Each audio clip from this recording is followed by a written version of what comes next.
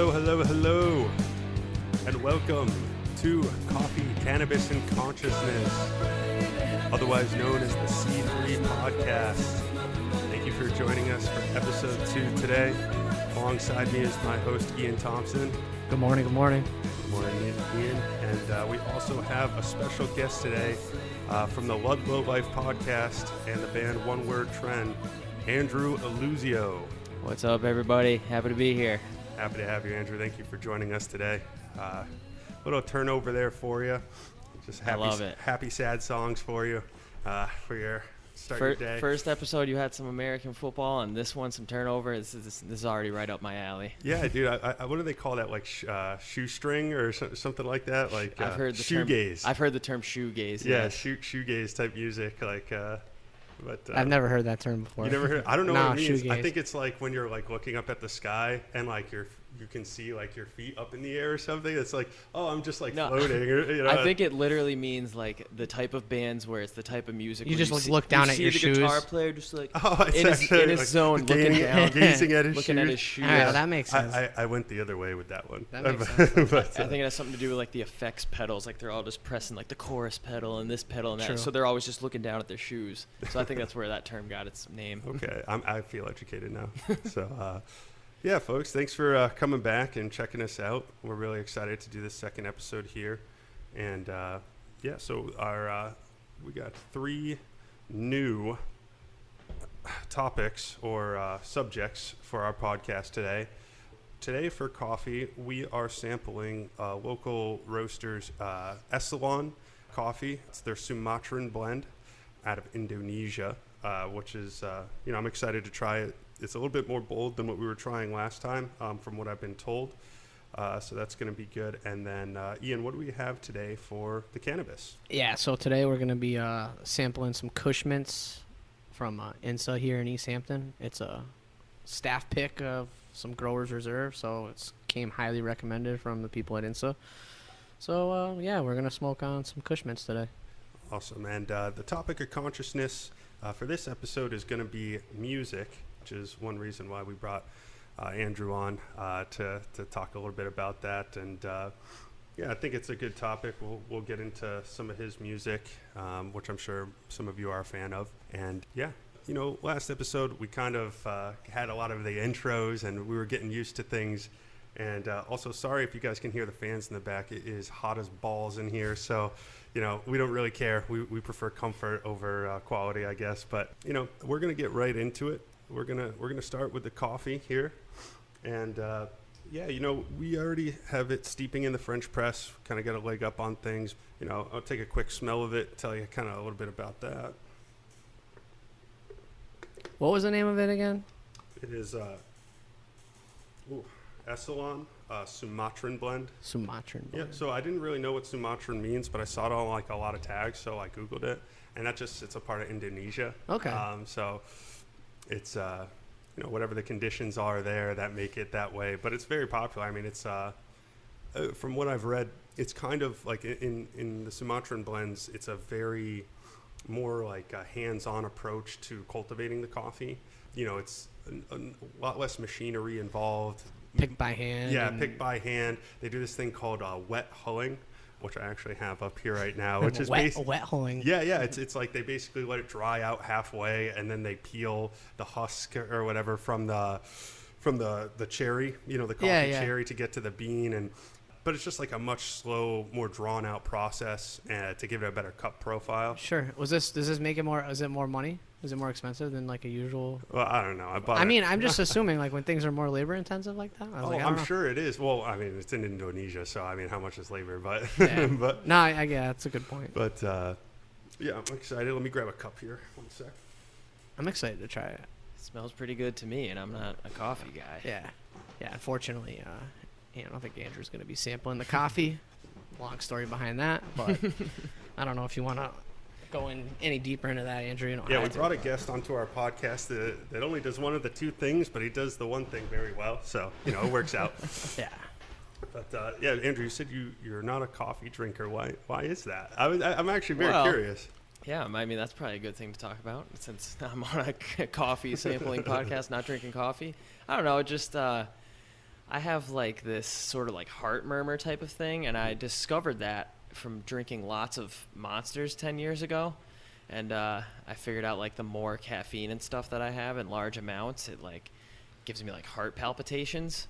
And ever since then I've just sort of stayed away from large amounts of caffeine, so like coffee and things like that. And I really like the smell of coffee, but I just could never get over the taste. Yeah.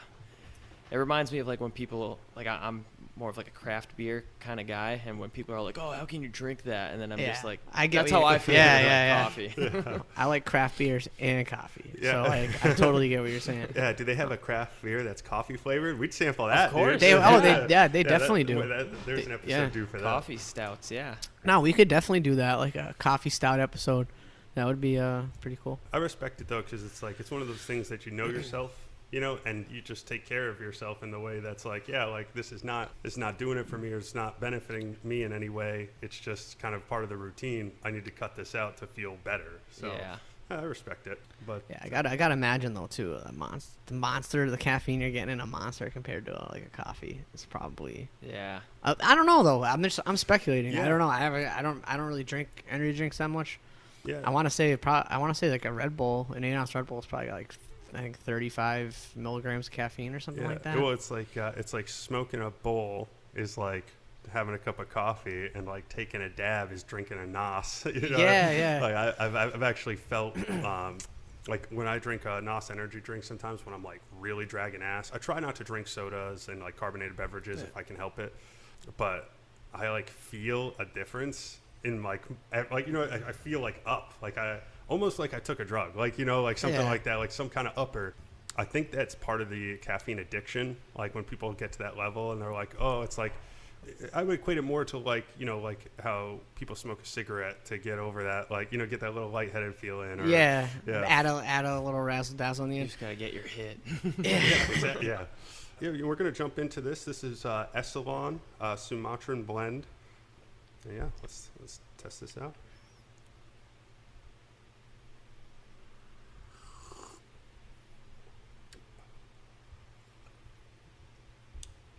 Big difference from the sugar maple nut of last week. This is bold. It is. I think it's not as flavorful as the maple sugar. That's the only thing. It's definitely smooth, like not very acidic. Yeah, low acidity. Not Definitely very low acidic, acidity. but it's more earthy. Yeah, you know, it's more, not as tasty. Yeah, the sugar maple nut was definitely very sweet. I actually enjoy the bitterness of this a bit because I think of the low acidity. Like when you have a bolder, more. Yeah, go ahead. I was gonna say both the same. Just like I don't know if just like with the maple sugar though, it's not drying me out at all. It's sitting in my mouth nice. It's like it's not drying me out. It's refreshing almost. Yeah, That's like I hate. That's like one of my biggest critiques of coffee is just like when it like dries you out. And I just hate that feeling. Yeah, and you like need a water with it. Yeah, you have to dilute it like in your bloodstream almost. I get that a lot. Yeah, this is the full body flavor. Yeah, bold, earthy, little chocolatey. Are you getting any like it kind of maybe on the back end of it a little bit? Yeah, like I'm just trying to let it kind of sit in my palate and taste it a little bit, but I'm just like a cacao type of flavor. I don't know. It's very. Yeah. If it is, it's not very overpowering. I'm not. Yeah, light nutmeg. I feel a little bit. Yeah, I can see some light nutmeg. Yeah, but I'm not. I don't know. Right now, I'm like in a. I'm not gonna rate this one as high as the sugar maple. Yeah, Just it off goes of down first. as easy though. It does go down just as easy. Yeah, I agree. I just think taste wise, it's just not. It's not as much my style. It is a good cup of coffee. It's just maybe a little too bold for me. Just a little too bold. Yeah, maybe a little bit. Yeah, not as easy to drink. Satisfying though. It's still satisfying. I could do this like if the sugar maple nut, like the sweet type of coffees were my go-to, I would probably use this as like a change of pace every now and then. Yeah, it's not. I can see that. It's definitely not bad. So I wanted to do a little research here too on it, and the Esselon website's actually very nice because they do give a little description of where it's grown and things of that nature. Let's see here. What country is supposed to have like the best coffee beans? Is it Colombia? Well, I mean, That's what I've heard. It could be up for debate. You know, That's what what I want to know is like what's the general consensus, and then like as we drink more coffees on the show, maybe we come up with our own consensus, kind of keep track of where these coffee beans are coming from. Yeah. Because I want to know, and I think inquiring minds want to know, who's got the best coffee in the world. Yeah. What country is really the best conditions? I think altitude has a big. I heard Hawaii grows really good coffee. Yeah, I think that's next up. I almost got Kona coffee. Yeah. So I'd be curious to try some of that. I don't think I've ever had some coffee from Hawaii. But yeah, I think from my knowledge, or just from what I've heard, maybe it's just anecdotal, but they from what I've heard, that the Colombia is supposed to have the best coffee. I don't know. Yeah. So So I guess we'll see for ourselves. We'll see. This is pretty solid. I think maybe one of the reasons, and this is just a guess, is one of the reasons why this has maybe a little bit more of an earthy tone, is because of that. The less machinery. It's more. It's like it's less removed from nature. Yeah. Versus exactly. Less processed. Yeah. Yeah. Less processing. Yeah, I think that probably makes a difference with anything you put in your body. Yeah, so it says here that this particular strain, so country Sumatra, the Aceh region, and it says that it's grown at an altitude of 4,000 to 5,200 feet. Process is wet hold, like I had mentioned. And that's when they moisten it and to split the shell. You're saying, or the split yeah. The, so the what was the word you used? Yeah, there's a coffee berry, cherry, Yeah, and it's like a raisin, right? If you think about a raisin, you got to dry it out for it to be a raisin. Sure. I think that's kind of what the process is to get to the bean, because there's like a husk, and then there's like the moisture, and so they got to dry it out completely. They said that the technique used for drying is sun dried on a patio. Okay. So someone just put it out and was like, well, when it's done, it's done. And the harvest is between September and January. I don't know what the weather's like in Indonesia. Well, I bet around you that time. I can guarantee. I not guarantee you, but I could speculate that that's probably like their rainy monsoon season, which maybe helps moisten those coffee cherries or whatever the terminology is. Yeah, it says so. I think they only have pretty much 2 seasons in South Pacific. It's hot and rainy. It's less of everything everywhere. Yeah, right. That's not America. No, right. no. So it's a hybrid strain of coffee, noted for its resistance to leaf rust disease. It is a high-yielding Arabica with a rich cup profile. It is definitely a rich cup profile. And I'll agree with it that. says here, That's a high accurate. percentage of the farmers, typically from the most remote villages of the Tankangong Highlands, are widows who lost their husbands during the Free Aceh movement that was active until as recently as 2005.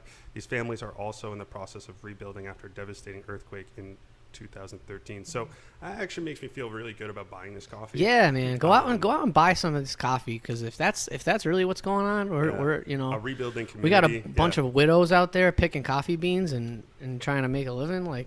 Damn, that's crazy. I didn't know that. That's some good backstory for that. Yeah. Thanks, Josh. Yeah, it must be a major crop all through the country then, because Sure. if it's they went on a revolution they're for it, all right, this is we got to rebuild our country, so we're gonna step up coffee production.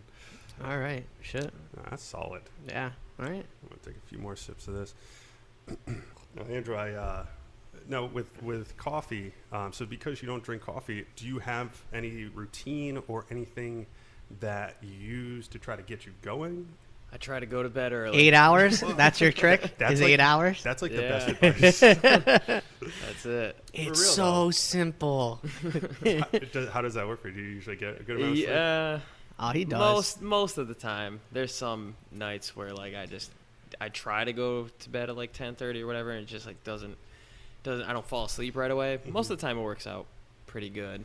Yeah. No matter what, I'm just not a morning person. I bet even if I did drink coffee, it takes me a while to get going during the day. Yeah, there's no real end all be all for that. I mean, I would say Ian asked me if I ever took a tolerance break on cannabis before, and the answer is no. But on coffee, I've come around to like, man, I really would like to lower my caffeine intake or find a way to get it more under control so that I could, rediscover the natural energy. So that way less is more. Yeah, exactly. So maybe I get that boon from a cup of coffee instead of a NOS, and but the 8 hours of sleep, great advice. It's just it's so hard to stick to. Why didn't I think simple of that? disciplinary things. I respect it. Yeah, that's awesome. I mean, it takes a lot of willpower when you're in the war zone, and it's like, all right, I'm getting off at 10:30.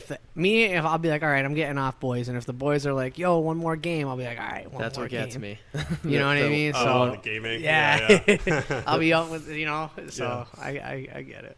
The one more game that ends up being like making it really far into it, like a third place finish or whatever, and then it's like, oh, that was actually like 40-minute game. I totally I get that, especially if you're like on a win streak. Like, all right, I'll go till I lose. If you win a Warzone match, you don't quit after that. It is an unwritten rule that you run that shit back. No, you have to lose twice in a row before you give up, because it's like once you're like, all right, I won, I'm gonna play again, and then you lose, and you're like, no, fuck that, I'm not going to sleep just on a loss. Yeah. Like, That is my philosophy. I can never go to bed on a bad loss. It was my teammates. It was my team. It wasn't me. No, I definitely would like to find ways to reinvigorate that. Or, even in the afternoon, I find, so at work, I'm inside all day, so doing push-ups and sit-ups, like just to like maintain a level of energy instead of getting bogged down. Get the blood flowing a little bit. Just another way about it. All right, we are going to let's smoke some weed. Yeah, we're gonna move on in just a second here. Just gonna take a few more sips. This is actually the taste of this is changing. I was gonna say something like I just took a sip like a minute ago, and like it's getting more bold as I drink through the coffee. Yeah. Well, It's gotten stronger. I think it's because it sticks on the tongue. We were talking about like the breath that some coffee can give you, and like how it's just kind of like this definitely would take over anything else like I'd be eating, and not that that's necessarily like the bad thing, but it makes me actually very interested to see how the cannabis will pair with this, because cannabis tends to have a dominating taste, in my opinion, on most things. Right. So just to see which one wins out, right. I'm interested in. But yeah, folks, this is Esselon Cafe out in Hadley on Russell Road there. Yeah, this is their Sumatran blend. Highly recommend. Yeah, give it a try, and you'll be supporting a good cause if you do purchase their coffee. So we're moving on. You want to tell the listeners what's going on with this? Yeah. I'll get the stats on this here. All right. So this is Kush Mints from Insta, another Growers Reserve, because that's how it be over here. And I'll say this, completely biased opinion. Just gonna throw this out there. As far as dispensaries in Massachusetts that I've been to, right now I got Insta is power ranked as my number one. This is just my personal opinion. Yeah, this is not a paid promotion. It's I'm not. Listen, I shouldn't say I don't know anybody at Insta. I do know some people at Insta.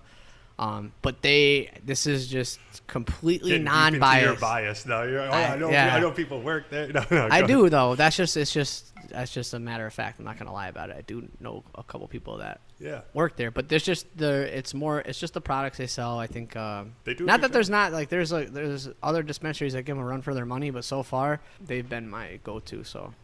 They seem to be doing the best. Like they're opening up a new one in Springfield, and they already had 2 locations. Well, the one in Springfield has been the oldest one. No. There's one. No, the one in Springfield was the first INSA. It's a medical only facility. That's why people don't know. The one on Cottage Street. That was the first one they had, and then they opened up the one in East Hampton down the street here. What I was talking about, they're building one like as if you're going to the Basketball Hall of Fame. Right by Lou Burger or whatever. Yeah, whatever that is. Yeah. All right, so Kush Mints, we're gonna give this a try. INSA, this one's from East Hampton. Light it up. Right down the street, local dispensary. So I could tell you the shout out Mikey Bodman. The stats on this. So Kush Mints, it's 30% It's THCA. high. It's a high percentage. It's probably gonna be one of the more higher strains that we test at. I don't really see too many that go over 30, and this is one of the few. Mm-hmm. Like we said on the first episode, though, I don't think that really matters a lot. No, the profile I think of the bud it's so in depth now that like the THC it really doesn't matter, and I would say that like a Lil Wayne mixtape. You know, so it's a hybrid that's not sativa dominant, excuse me, indica dominant. Yeah, it's indica dominant. The smell is from just the buds itself. It definitely compared to It's got a lemon smell. Yeah, the LA Pop Rocks we smoked last time. This one definitely looks Let me give that a whiff. a little more like just by looking and smelling it, you're like, oh wow, this is a powerful strain of marijuana. Yeah, I like the lemon scent of the Kush Mints. The LA Pop Rocks I felt like was a little bit more piney. I like the dense bud, high crystal count. Looks like a little bit of orange, no purple, but I like it's got some of the lighter white. Yeah, no, it's got I like strains like that. Yeah, I don't know what that means, but like I don't White either. Rhino, one of my favorites. Yeah. You know, but So I mean, I'm not gonna lie. I did. This isn't my first time sampling this. I did have some yesterday, so I cheated. But you were just preparing. yeah. I just wanted to make sure that it was safe for consumption and that we weren't getting ourselves into anything too crazy. But they didn't. You don't want them to pull the old oregano on you. yeah, exactly. And I just wanted to make sure that we were being as safe as possible. So I wanted to test the product yesterday, and no, I really enjoy it. It's a good strain. Yeah, folks. Again, this is Kush Mints from the Growers Reserve at INSA. Most likely can be found at any INSA dispensary. But we're enjoying it so far. Lighten that up. I'm good. Do you ever smoke when you play music, Andrew? There were times, yes. Have you ever performed in No. front of a crowd? I could never. You can never. All right. Is that It'd like be an like, anxiety thing or like a performance Absolute- thing? My whole reason of cutting back to almost no weed is completely anxiety based. It just because I was using it to curb that, and then after a while, it just like wasn't working. It was inducing. Well, anxiety. and that's what we kind of talked about. I think a little bit on the last one was we kind of it's like a tightrope walk when you're using marijuana for anxiety. I feel like it's a tightrope walk because there's been times more than one time where smoking too much or too strong cannabis has given me anxiety. Mm-hmm. It's the So, discipline you have to have. That's why like the tinctures and stuff like that I think is really it can be very good because it's easy to go over the edge on those, but I remember I had like a PAX for a short I amount remember of time. those. Did not have the discipline to have it and use You it properly. were just smoking like an e-cigarette. Just, minor inconvenience. But at first, I did use it what I would consider like the proper way, and it was like, okay, like I'm waking up, I don't want to get fucking blazed before work. Like, all right, 1.5, and just a breath of fresh air. But those tinctures, I think, like can keep you from going over the edge by smoking too much or getting to the point where you're getting like a lot of anxiety and like things like that. Some of those tinctures can fuck you up though. Oh yeah, I mean you take a big cloudy billowy hit.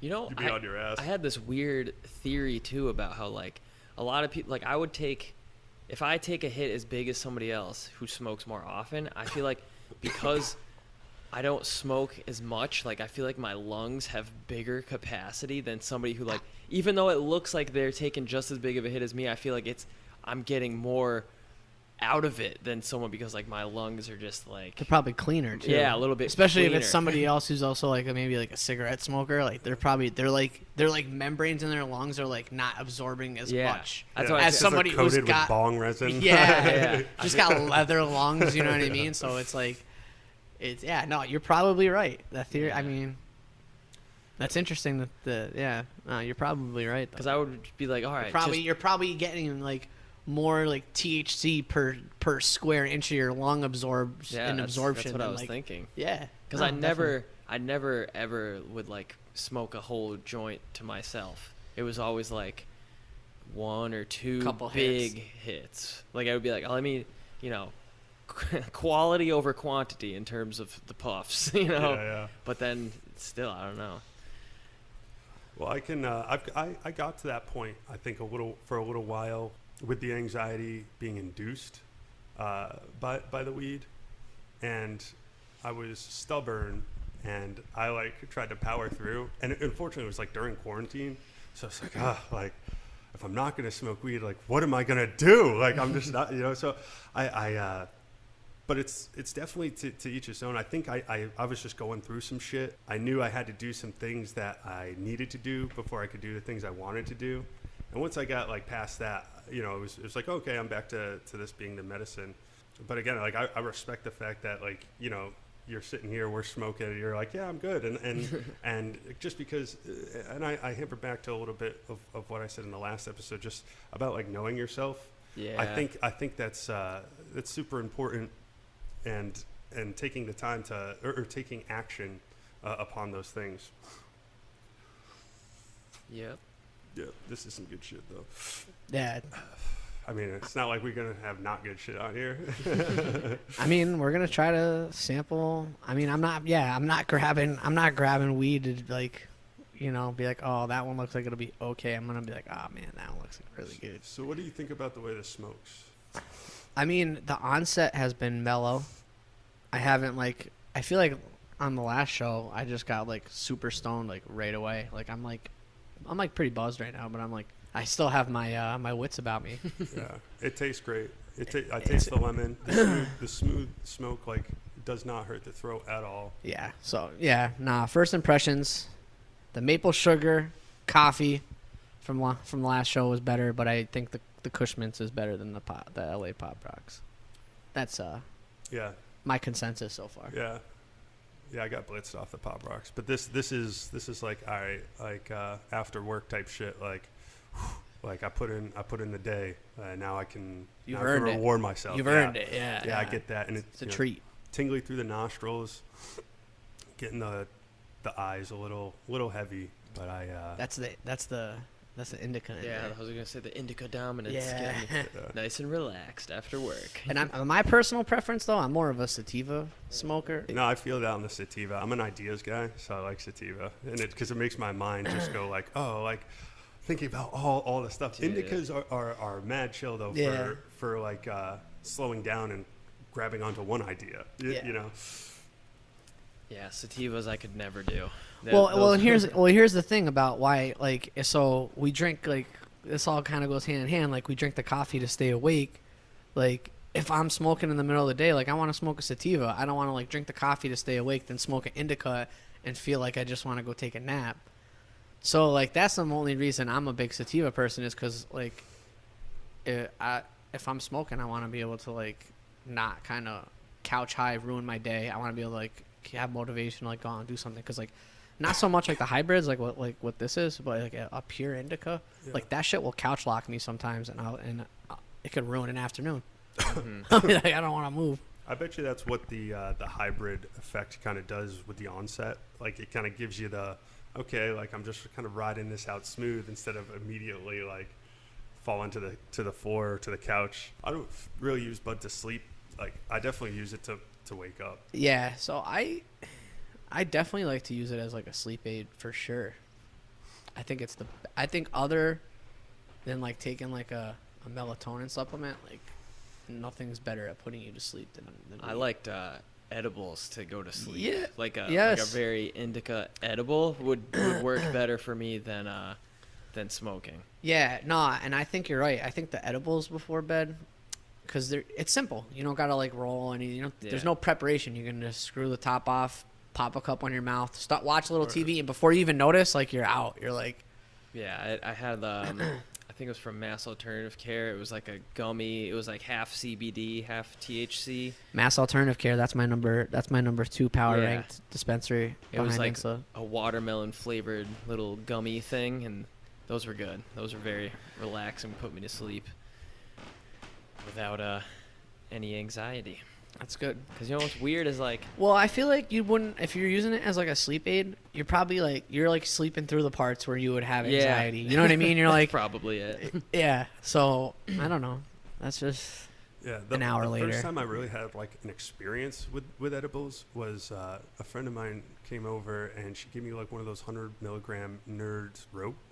Oh. And I was like, oh, this is tasty. I'm just going to eat the whole thing because I already smoked a little weed. Oh, no. I had never really eaten many edibles, but, you know, I thought, I was like, we were hanging out, like, and I was happy that, like, someone was there, you know, but, like, she had to dip. So, Yeah. And at that point, I was like, please don't leave. Like, I'm just like, I'm too in my head. Like, you know, but it was like kind of a different experience when you eat an edible than smoking weed. Like a very different experience for me. You know, it felt more like I was having a psychedelic experience when I was eating the edible. You do. You kind of do like have like a little. I have at least. You do like if I kind of feel like you're tripping out a little more. Yeah, it pairs pretty well with the coffee. Coffee still dominates the taste though. Yeah. Which is kind of rough because it's a good weed taste. Yeah, I would prefer to enjoy the lemon flavor of the weed. Yeah. Anyway, we're gonna be moving on. Yeah. To our next topic, and that's our next segment, and that's the topic of consciousness of today, music. Who doesn't love music? Although, and I haven't heard anybody say this in a long time, but I remember when I was a kid, being a kid, and I remember hearing a few people have said this, like that they don't like when asked like what kind of music do they like, and people saying like, oh, I don't really listen to music. Yeah, like I never got that. Nah, there's been a couple, and I haven't really heard it since I was a kid, but like and I'm sure there is people out there that like, but I don't know any of them personally. But I've heard people say like, I don't really listen to music and as hard as it is to believe, I'm sure there's people out there like that, and I just can't fathom why. Yeah, no, I have a fantasy about humanity in the galaxy that like aliens use sound for like technology and shit and to like do technological stuff, but like humans invented music. And they're like, whoa, they're like beating on drums and stuff, and they're like, you know, like because we like grew up as tribes, you know. Right. Yeah. And but it's obviously probably not correct. But just to think like, oh yeah, humans invented music.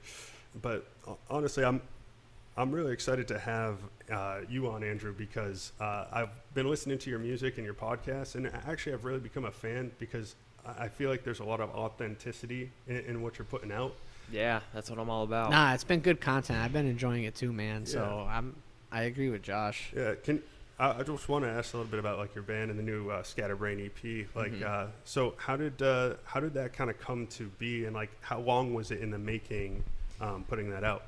So some of the songs on there, the first song in particular, Getting Out of My Head, that song's actually like probably 3 years old now, and it was only intended to be like an acoustic song that like deep down I knew like, yeah, this is an acoustic song for now. It's just me like putting out as myself, like just my name. But I always knew like one day I wanted it to be more of an electric, you know, like a full band song. So that song in itself was pretty old, like 3 years or whatever. And then the other songs came from this era where I was like in between jobs and kind of just like had more time to actually like come up with music and stuff like that. And I remember Pray For Me and Clear both came around the same time, like last year. And then also, or it might have been 2 years ago. That time has been so messed up by the pandemic, but those might have been 2 years ago. And then Living the Dream was like that song like just recently turned like a year old. So it's been a while, and then the recording process took like longer than it should for just 4 songs because we would only meet up like every 2 weeks. My drummer Joe and I would drive out to Horgan Bros Studios in Brighton. Like I think we went there probably 4 or 5 different times, like every other Sunday. So like, yeah, the whole thing took a while, but I was glad to finally have them like all documented even, you know what I mean? Just because like I would have some of my songs on SoundCloud and everything, but it would just be me with, you know, no drums, or if we had drums in a song, it'd be like a crappy demo version. So like it's nice to have like a mastered finished version. Yeah, even though still it's not like technically it's not audio engineered or mastered or whatever. It's like, you know, we did our best to mix the levels and everything, and Corey from Horgan Bros is a lot better than I am. So it sounds good. Yeah, that I agree. It's like it sounds good. That's the thing, is like having it sound good in a car and everything. Where where So a you lot can of like people bump who your jams. yeah, a lot of people who make their own music, they know that's like the most difficult thing is actually when you go from like a song from like a major record label, you know, a commercial song, and then you play your own song, you're like, whoa, this is a big difference. I want it to, there's still a difference, but I want it to be as little of a difference as possible. Sure. I think given the equipment that we had and our resources and, you know, nobody's a real like professional at it. I think we did as good as we could, and I'm very proud of it. For sure. Yeah, so we're going to play the song Clear from One Word Trend, and I hope you guys enjoy it. We'll continue a little bit after that, and we'll wrap up the show. But here is Clear by One Word Trend.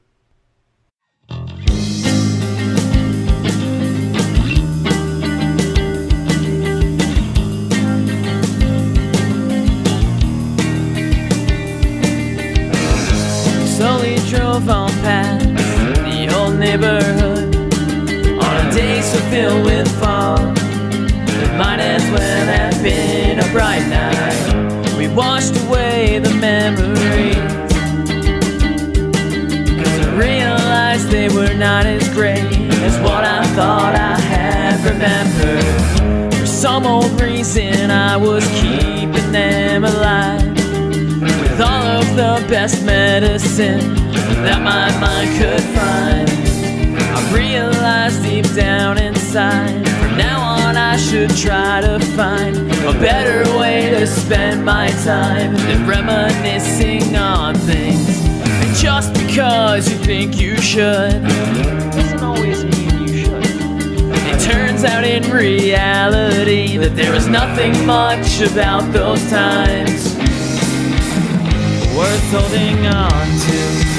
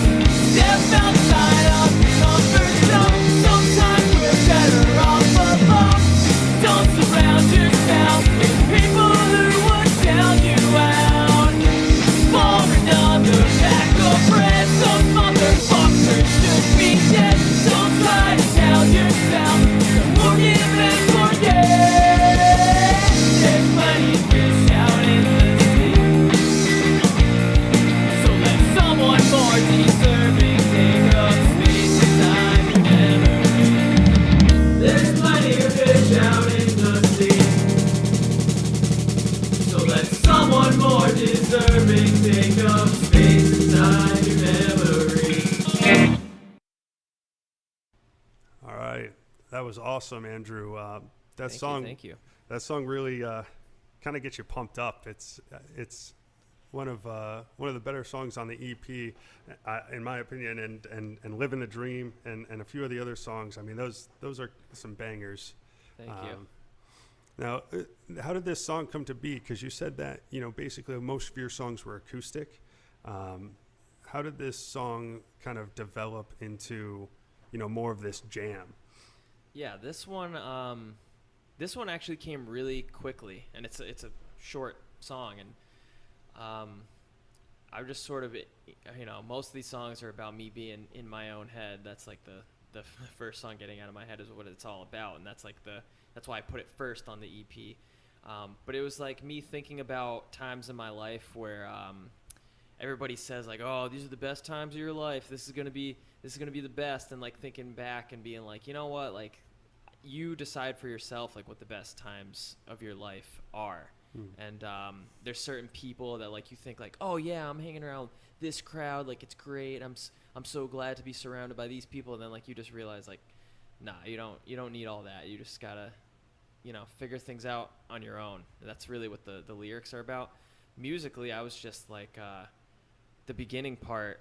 I just really liked on acoustic. It was I was just messing around with these types of chords. I think it's like an A major seventh or something like that. I'm not musically theory trained, but I was messing around with those types of chords and the way they sounded, and it sounded really cool. Like with the chorus, it sounded almost very like The Cure kind of a little bit in the beginning, and then after see it does that. that for a while, I was like, all right, I now love The Cure. after it's a little like chill introduction, now let's like turn it up and get a little more like indie punk type of stuff, and just go like with a nice 4-chord progression and get a little more, a little more exciting and stuff like that after a nice sort of chill introduction.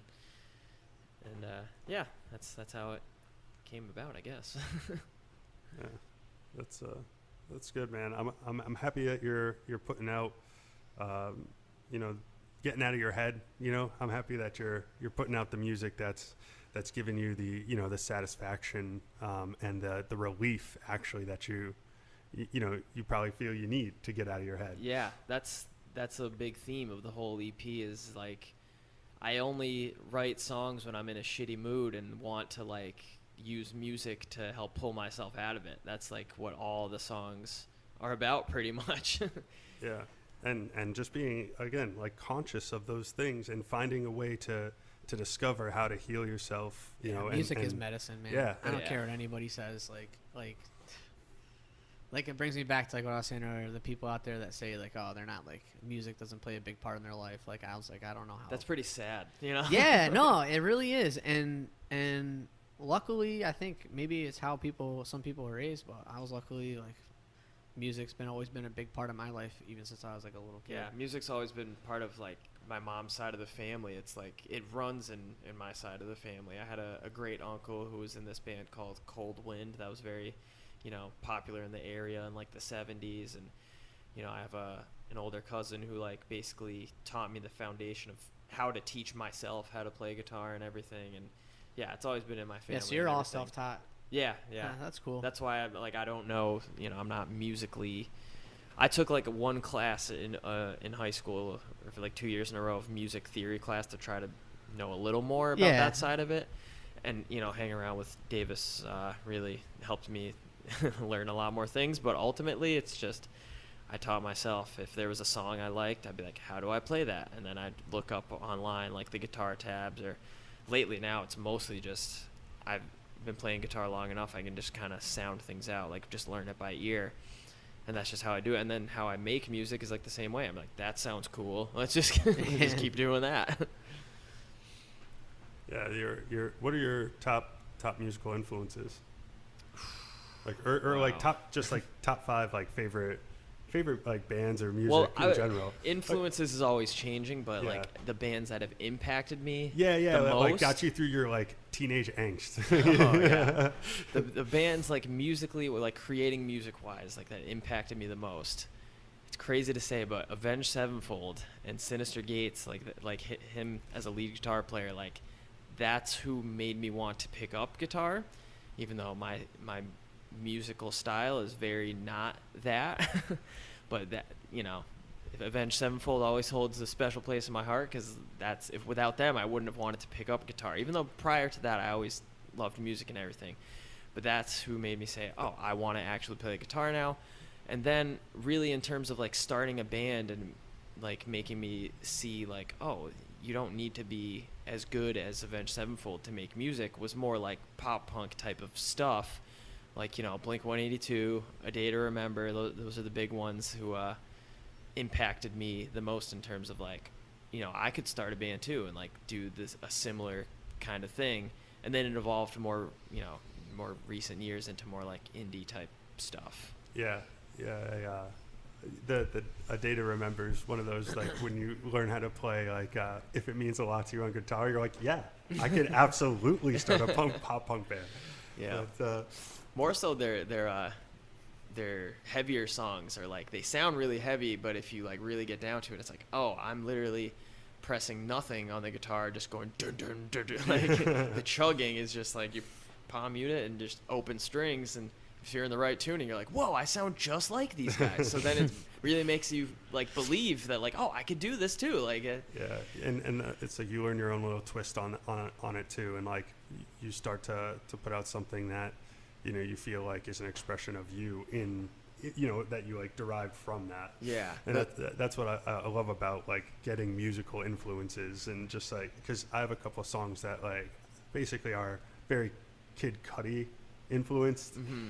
And it's just like, yeah, okay, like, I don't care if I sound kind of like Kid Cudi, but I also do this thing that I discovered that I can, like, manipulate my voice in a way. So, like, put my own little twist on it. And I think, like, I'm not very much a musician guitar-wise. Like, I just try to put out, a few, like, indie songs. But it's fun to, like, experiment and try to emulate those people who have influenced you and discover, what you have to bring to the table. Yeah, I heard before, I forgot who said it, but it's like the best artists, like what makes an artist good is how well they can cover up their influences. Like how can they, like, definitely something influenced them to make this, but it just seems like it's their own thing that they created. Yeah, make it seem authentic and organic at the same time, while like not. Yeah, I hear that. That's probably really hard for some people. Yeah.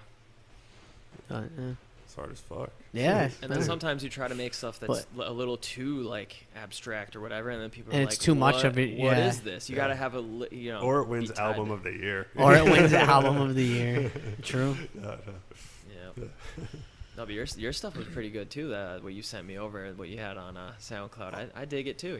It's, to me, I'm more interested lately in, like, the art that's being created rather than, like, the performative, like, how good musically is this, like, as this person, like, super impressive with, like, their music. It's, to me, it's more about the art that is being created, because there's you could be very unskilled with music but still create some awesome art.